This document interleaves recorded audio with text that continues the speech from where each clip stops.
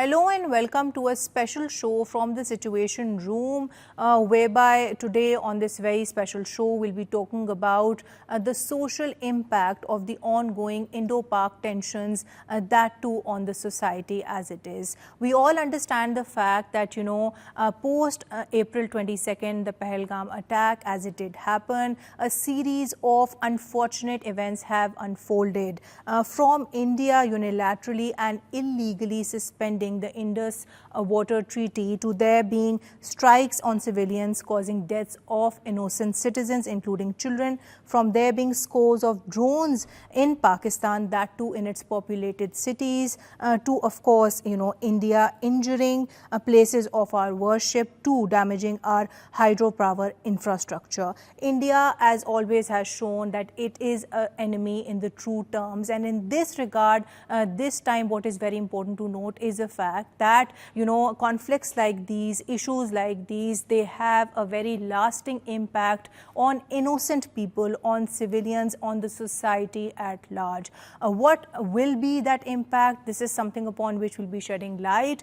In this regard, we'll not only be talking about this from an agricultural viewpoint, but we'll also be talking about this from a social media, a mental health perspective too, where we do see this influx of fake news coming in, and how does this influx of disinformation, of misinformation then impact the Pakistani society at large? That is also something upon which we'll be shedding light. We'll also be talking about perhaps the potential of conflicts like these then impacting Pakistan's education system if they are long and subsisting. And then again, of course, when we do talk about this, the breakdown of socio-cultural barriers in this regard too. We'll be talking about all these very important social issues, that too with an extremely pertinent panel. Let me introduce you to my today's panel. My first panelist for today's show is Arif Nadeem Saab, who is currently the strategic advisor of Pakistan Agriculture Coalition, alongside being the former secretary for the government of Punjab for agriculture, irrigation and health. Assalamu alaikum sir, and welcome to the show. Thank you for joining us. Alongside him, I have Dr. Maliha Lateef. She's a clinical psychologist. Assalamu alaikum ji, and welcome to the show. Thank you so much for joining us, Dr. Maliha. My third panelist for today's show is Ms. Aisha Malik. She's an international lawyer. She's a lecturer at LUMS, and she's also a columnist. Assalamu alaikum ji, and welcome to the show. Thank you for joining us, Aisha. Now, before we start the discussion on today's topic, let's have a look at this brief report. Despite rising regional tensions, Pakistani society continues to show remarkable resilience. Communities are coming together with strength, supporting one another socially and emotionally. Economically, initiatives are underway to protect livelihood, and psychological support systems are being encouraged to foster national well-being. Amidst the noise of conflict, the media has a powerful opportunity to promote peace, unity, and factual reporting. A responsible press can shape a more informed and calm public. While concerns over the Indus Water Treaty exists, our agriculture experts and policymakers are already exploring smart irrigation, water conservation, and alternative solutions to secure our farmers' future. Prime Minister Shehbaz Sharif and Chief Minister Maryam Nawaz have both emphasized national unity and peace resolution in their statements, calling for dignity, diplomacy, and development. Together, through patience and proactive leadership, Pakistan stands strong, focused on peace, progress, and the power of unity. Welcome back from the report. Arif Saab, I would like to start the conversation with you. Since this attack has happened, we have seen that the entire conversation has been very geared toward the political tensions and, of course, security concerns being raised. What perhaps might have been ignored is the social impact of conflict and, of course, of war too. Now, when we do talk about this, more particularly from a socio-economic lens, taking the benefit of the fact that you have been a former secretary to the government of Punjab with regards to agriculture and, of course, irrigation too. So, how do you feel can, suspension of the Indus Water Treaty actually impact or not so impact Pakistani community, that too that part of the Pakistani community which does base itself on agriculture? If you were to look at this from another lens, do you not feel that this is perhaps maybe an opportunity for us to very intelligently reconstruct our entire national water management system? I think, Fatma, what you've raised, number one, let me tell you that the Indus Water Treaty, which you're talking of, did create a certain amount of certainty about water availability, as far as Pakistan and India. And this uncertainty was actually started by the Indians right at the beginning, the moment at the time of independence. And frankly, it is because of the type of relations between these two countries that it created a distinct this thing. Normally, rivers are divided on the basis of upper riparians and lower riparians. Here, we divided the rivers actually. We gave them 3 rivers and we had 3 rivers distinct towards ourselves. I mean, that part of the river which was running through India. Right. This is now a unique treaty as far as, but when we look at this particular thing, it provided a win-win situation to both countries. They could draw power from the rivers which had been given to us. An assured water supply, predictable, which is extremely critical for agriculture as far as we being the low riparians are concerned. Now that, because of the suspension of the Indus Waters Treaty, it does create a challenge of certainty because they can cause temporary stoppages. Temporary, sir. Temporary stoppages. I mean, at best, at this particular point of time, the structures which they have on River Chenab and others, they can put a stop for about 15, 20, 14 days at best, you know. Now, 14 days in a time of scarcity, when the river flows are very, very low, can be very, very bad for us, for our crops, and it can be equally disastrous in high floods, you know. Right. They can So, release but water. another way to look at this would also be, and this is something that you were earlier discussing as well, that perhaps this could also give us an opportunity so as to revamp the way that we manage our waters too. Look, I mean, it is not just any countries like us which frankly, before, during this treaty period, we had adequate water. We, frankly, when we say that we were a water scarce country, it was a slightly misnomer in that sense that we used to multiply it with the per capita number of people and all that. But as far as agriculture is concerned, I think we were slightly wasteful of the water use, you know, and we tend to use more water in our upper reaches of our canals, which tend to suffocate the crops. So number one, this thing is going to create, I think it will be an opportunity for better water use and making water use more efficient. And not only that, in actual fact, water use efficiency is very closely related to nutrient efficiency. Right. That means with lesser water, we'll be getting better crops.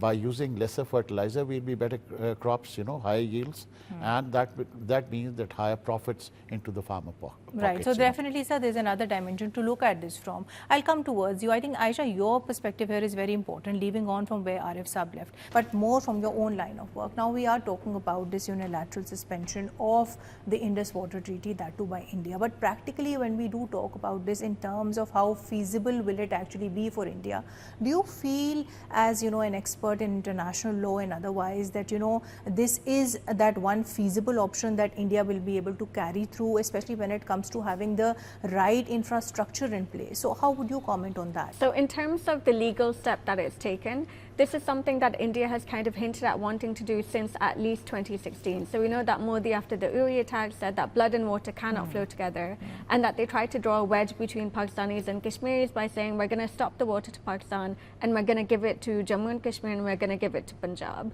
And so since 2023, we had a notice come from India to say we want to modify the treaty. No negotiations were then agreed to. The Indus Waters Treaty is itself a very, very special treaty. It was negotiated over a period of 9 years, brokered by the World Bank, and the treaty is very specific in its clauses. You cannot modify or terminate the treaty without replacing it with another treaty which is mutually agreed to by both states. Right. So India has not been able to get any kind of agreement on that, and so it has decided that it will suspend the treaty when there is no such clause in the treaty itself. And in addition to that, it doesn't even have the infrastructure, so to speak, because it would, by way of logic or common sense, dictate that it would take at least some time for it to divert the waters that it is stopping, you know, from Pakistan from accessing. I'll come towards you, Dr. Saib, and I think here what is very important to talk about, given the current circumstances, is the psychological impact of, you know, conflicts like these. And this again, I feel, is something that we don't talk about much. Now we do know that this entire conflict, this entire issue between both the countries, that has actually led to a lot of influx of fake news, of misinformation, of disinformation too. But as a clinical psychologist, madam, what do you feel is the biggest manifestation of all this panic, this fear, even aggression on social media that we do see today? For the war, as the term says, war, its implication is one of the, you know, it brings in fear and fright. So fear and fright, and children, young people, older people, everybody experiences fear is the first thing, which later in turns into panic. So panic, and there's a hierarchy in, when we start off with fear turning into panic, panic leads to anxiety and later on depression and PTSD. So yes, it's the first thing that comes in and which is immediate, and everybody either, there's a mechanism which is called fight or flight. So mostly people, they either, run and deal with it in some way, and others just want to escape. So yes, media, I think, is playing a very big role. Of course. And one of the reactions is, either getting aggressive towards it, not, taking the positive aspects of getting or fetching the right information out of it. Right. Or panicking too much. I've seen Panicking people too much. even saying that, we are going to stockpile things, we are going to do this, we are going to do that. So I think the way this manifests in different people, that would vary person to person. But if you were to look at this from mental health perspective, Yes. more so for the younger generation, more particularly the Gen Z, how do you see it impacting young people for long times to come? Yes, we know, and of course we hope that, this is something which is very short-lived. But generally, as a matter of principle, wherever conflicts they do happen for a long period of time, how do they end up, actually invoking intergenerational trauma? Because that again is a very lived reality. So Fatma, what happens under stress, every age group, they react either, getting withdrawn from something or getting, indulgences in something. This can involve overeating, over shopping, extreme of anything. So when I look at the younger population, they have more access to this social media, and how they look at all of this situation and the crisis. I think it's affecting very immaturely to their minds, and it just does not stop here. It goes on with them. It affects their emotional well-being, their social interaction, and not just to this, but in fact to their focus, concentration, and to their studies, academics, to their future career and their other lives. For instance, relationship building, maintaining a healthier relationship. It does not stop only to a very shorter stage. Even research shows that the effects of war stay still 4 or 5 years of later, even if it ends. So if we look at the younger population, our teenagers, I think it affects them very badly, immensely affects them, and especially with this over excess of social media, with these right and wrong information together. It's affecting them, I think, in a very negative way. I think, Madam, here what is very important to then talk about is, I think parents here, they also need to very actively step in. They need to have that right balance where they ensure that yes, the children, they are actively updated as to what is happening, because they should be. It is a matter of national interest, but at the same time they don't take it in a way which then impacts their mental health adversely. Sir, coming towards you, and I would want you to comment on what she just said, how do you feel, sir, can parents and generally educators, since the show is about the society, actually have that balance? Because again, this is a very difficult balance to strike. At one end, ensuring that yes, young people, they have access to information which relates to them, to their very beloved homeland, but at the same time then it doesn't take a very heavy toll on their mental health. I think what Dr. Saab has raised is an issue which is obviously, these are some of the natural symptoms which come, and especially because of the social media, which was something which is slightly relatively new as such. It's a new phenomenon, and it does impact the younger generation.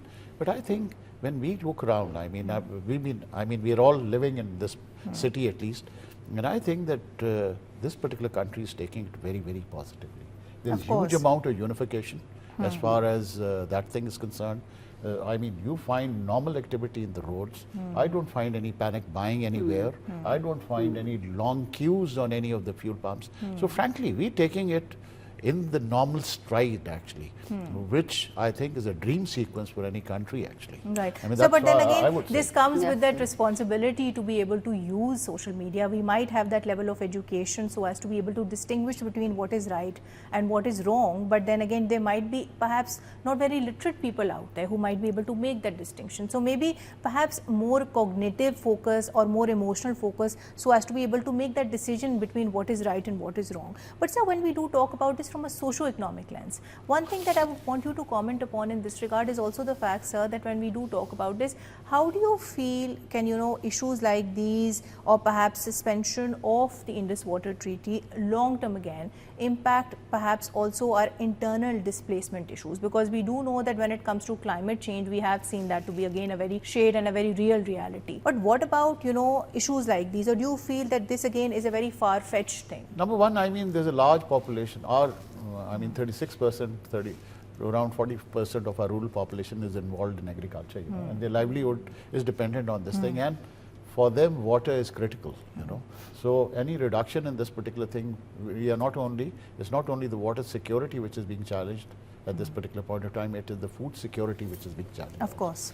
But like I said, that there's so much of innovation which has taken place that we can, by using those things properly, we can overcome, we can increase our productivity, and we can overcome the food security challenge as such. Right, and we can also resort to, sir, alternative livelihoods. But Fatma, what I was mentioning was that things aren't static, if we keep growing wheat, sugarcane and rice, these things normally generate 2 jobs per acre, whereas horticulture, vegetables and fruits actually generate 9 jobs per acre. These are international statistics, That means that we have a far more useful way of utilizing our rural population. They can be more productive actually because of the scarcity, because of the challenge. Right. Because not only would the water efficiency increase, but it will be used for better crops, more high value crops, which is the need of the day actually. Right. And which would automatically create more jobs also. Of course. Yeah. So then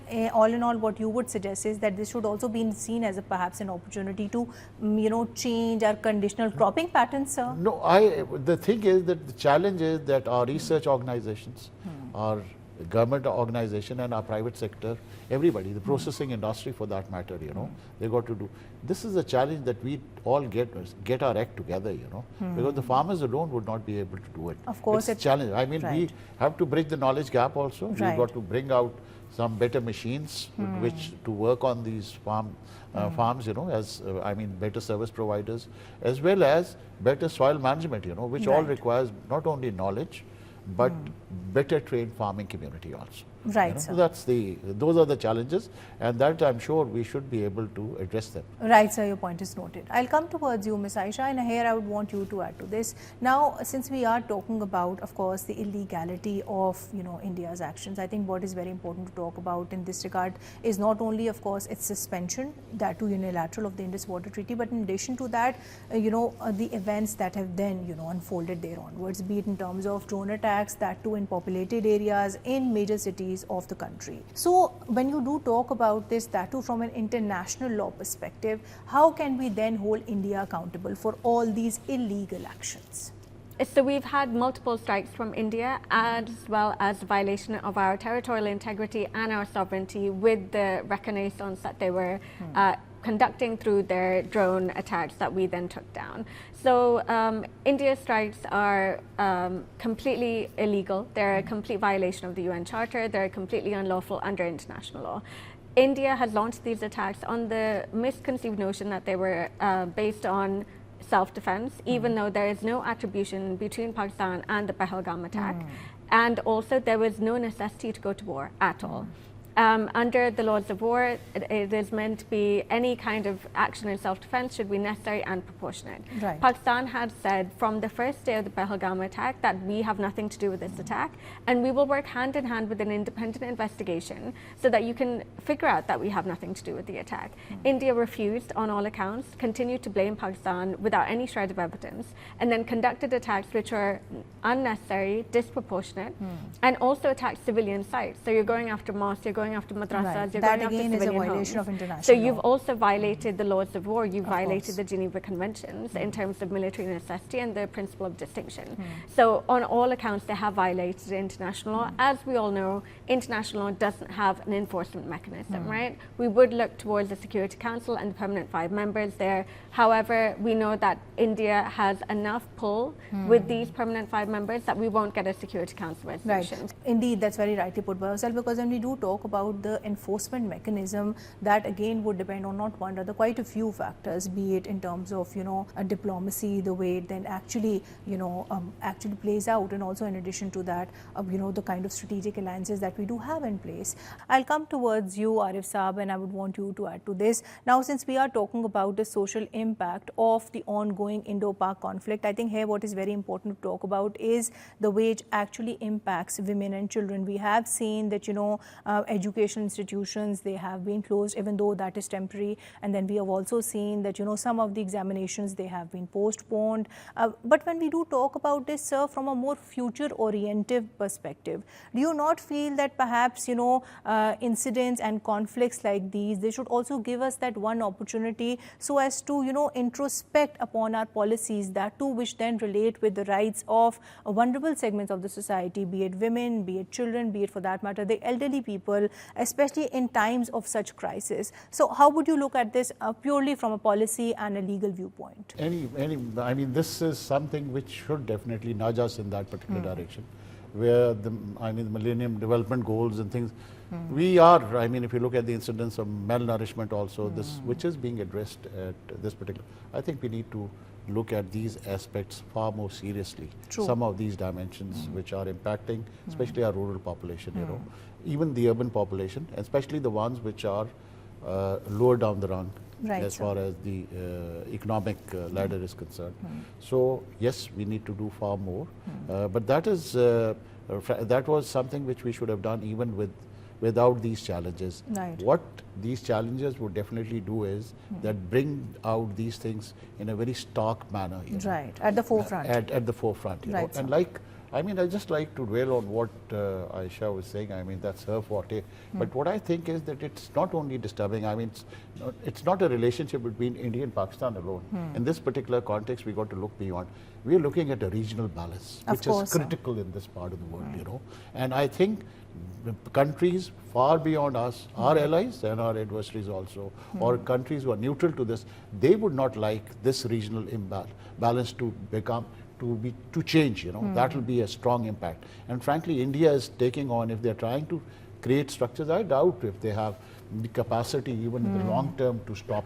But there are countries. That is exactly the question There that I are posed to countries her. which have capacity, which who have demonstrated, and they have demonstrated in far more forceful manner as far as their own infrastructures are concerned. Right. I think they need to keep that in mind. Right. If they are tinkering with this thing, these are the rights of the upper riparians and the lower riparians. Now, in case they can do it and get away with it, there will be other countries who will follow suit, Right. and which will have It's a very dangerous precedent, devastating impact on Right. them. Right, sir, your point is noted. I'll come towards you, Dr. Saib, and I would want you to add to this. Now, since we are talking about, the ongoing conflicts impact on the society, I think in this regard, something that we must discuss is this general trend that we did see, that was that, more and more young people, especially Gen Z, they were going about sharing, memes regarding the entire issue. Now, as a clinical psychologist, how would you then dissect this issue? Do you feel that for young people, when it comes to handling stress, that too of such a nature, could this be construed to be, perhaps a coping mechanism, or do you feel that this, on the contrary, is perhaps a sign of emotional resilience? So how would you look at this from the viewpoint of being a clinical psychologist? So yes, I think when it comes to the younger population, teenagers and Gen Zs, this social media is playing a good positive role when they're watching memes and they're laughing. So this is one way of coping with their emotional trauma or stress behind their mind. Because at this stage, they're not even aware of having stress or anxiety attack or panic attacks. So I think this comedy, this laughter is a good way of, letting the stress get out of their body or the Right. systems. So this is It's one a way of good- letting things go. letting things go. It's a very positive thing. Even for the adults, it's a good way of getting momentarily, but some relief, and to get along with the ongoing situations. So Right. this is But at the same time, do you not feel it's very important to also make people understand the importance of mental health, that too in times like these? And we unfortunately are a country where perhaps a mental health literacy is not optimum. It is extremely low. So do you Exactly. not feel that, issues like like these, ongoing conflicts like these, they could also provide us with that one opportunity so as to perhaps better educate masses about the importance of mental health? Definitely, definitely. We are already, you know, I feel as a professional, we are struggling with bringing awareness to the public regarding mental health awareness and its importance. So yes, I think there it comes parental responsibility to, you know, to address this issue at home. First, to develop your own emotional resilience, your own well-being, your own state of mind should remain, you know, calm and stable. And we as parents or as an adults, we should not transfer our own anxiety into children or younger people. Being aware of what happens under stress, I think being aware is the major thing. Once we'll be aware of it, we'll, you know, address these issues.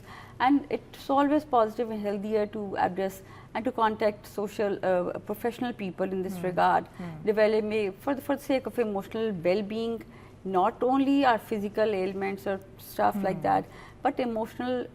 For emotional safety particularly, that's extremely important. Yes. So anxiety, our stress, anxiety, or later on when it turns into post-traumatic stress disorders, it is very, very important to address these issues in the right perspective. So watching memes, these are very temporarily, you know, reliefs.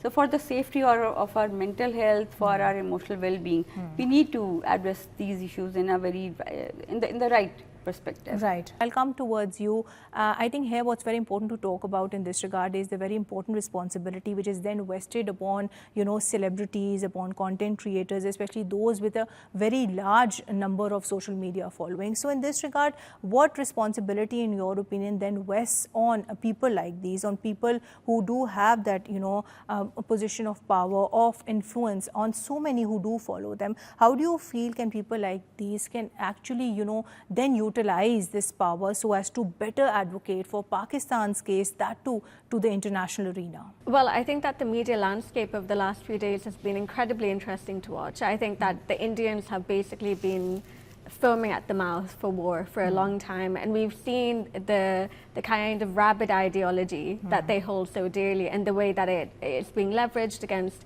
not only Pakistanis but against Muslims in their own country. Right. When it comes to celebrity, I'm personally very anti-social media. I think it's terrible. I do think that the memes have been, you know, our way of showing our coping mechanism, which is humor. I think that they've been incredibly entertaining, and as you rightly pointed out, just shows our emotional resilience, you know, at a time like this. I don't care about celebrities. I don't care what they think. I don't care about their politics. And I think that we are now seeing, particularly from the West and also probably in our culture too, the end of celebrity culture, where I don't look to them and expect them to be fountains of knowledge. Personally, for me, I don't engage in celebrity culture. I wouldn't be looking towards them. Right. Your point is noted. That, of course, remains to be your own opinion in that regard. But unfortunately, we do also appreciate the power of celebrities when it comes to, I think, so many issues, and this is an issue which is then recognized worldwide. People who are in that position of power, be it celebrities, be it content creators, I think they should have that power, and at least in my opinion, they should use that power so as to propagate Pakistan's interests, so as to propagate social causes, and that is something that we see happening in so many other parts of the world. Sir, coming towards you and moving towards the end of the show to wrap up today's discussion, what message, being the senior most on the panel today, would you want to give to young people out there, especially when it comes to, of course, you know, focusing on national resilience, that too in turbulent times like these? What would be your takeaway message for all the people out there, more particularly young people in Pakistan who are watching today's show? Look, Fatma, today I think this is, as far as we are concerned, this is one of the most serious challenges which we are facing as a country. And since our existence, I think this is one of the most serious things. But the fortunate part is that the way we responded to this particular thing, and there are certain changes which have taken place regionally, which do add to our, which would eventually support us in trying to counter these particular things, you know. And frankly, like I was telling, that sting, they may go to any extreme, but we definitely have, legal recourse, Right. we have a diplomatic recourse, and frankly, if all things fail, if any country threatens the security of a particular country, the final recourse is always with us, and in that also, frankly, we are not lacking. This we've displayed very, very clearly Right. at this particular point of time. So, but it's a glass half full also. Of I course. feel that it's an opportunity to put our own house in order in both by improving the way we've been practicing agriculture earlier on. There's a huge scope of improving it. And I think the media part, this is the last thing which... The communication The part, sir. communication part. They've been, I mean, their media has always been harping on these, trying to create alarm and trying to goad their public in the wrong, in that direction. You know. So true. Our media, on the other hand, has historically also played a far more mature role. That's and this right. is appreciated by international observers. John Briscoe, I mean, he stayed in Delhi. He worked for the World Bank and was a professor at Harvard. And he's written in 2015, you know, 2010, sorry, 15 years back. He says that I'm surprised at the media's reports on Indus Waters Treaty. I'm talking.